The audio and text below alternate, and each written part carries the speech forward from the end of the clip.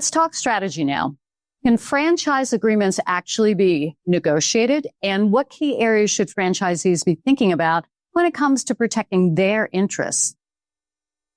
In short, yes, of course they can. It is certainly a misnomer that they can't be. And that misnomer is certainly not corrected by a number of the persons involved with the sale process. In fact, I've even heard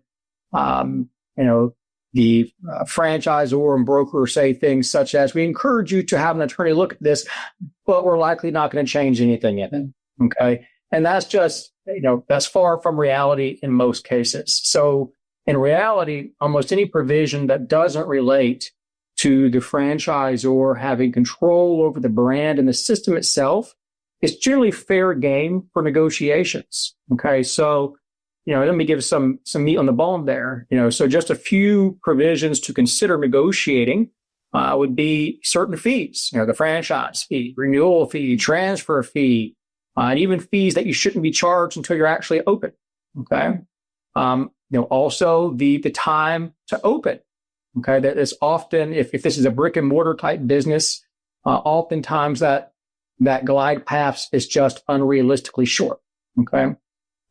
Termination rights would be another area to look at, including what those penalties would be. Likewise, the calculation of damages or liquidated damages and the amount of a default. Again, these are things that don't impact the brand of the system, but they help mitigate financial exposure to a potential franchisee in the back end. And even the non-compete provisions, to the extent there's any ambiguity or overbroadness, or if it's going to, purport to apply to family members other than the spouse. Okay. And finally, non-curable default terms. Okay. And that's really important because as it implies, you can't cure those. And so you want to make sure that those are pared down to the ones that we believe are absolutely essential for the franchisor, or anything else they're required to give reasonable notice and the time to cure.